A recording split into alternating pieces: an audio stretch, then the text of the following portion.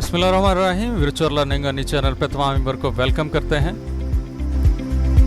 आज हम व्यूवर के लिए एक नई एपिसोड लेके आए हैं। स्टॉर्म गेन के सिलसिले में एक नई एपिसोड नंबर 2 लेके आए हैं। इस एपिसोड के अंदर हम क्रिप्टो ट्रेडिंग के मतलब डिस्कस करेंगे। ऑलरेडी एपिसोड नंबर 1 के अंदर आपने अकाउंट बनाना सीख चुके हैं और उसके अंदर हमने माइनिंग लगा दी है।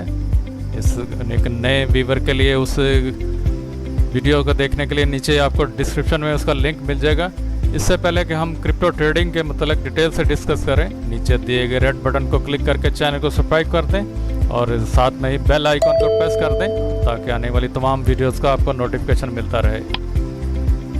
नीचे दिए गए इस लिंक को जब आपने क्लिक किया, क्लिक करने से आप उनकी मेन वेबसाइट के ऊपर चले जाएंगे।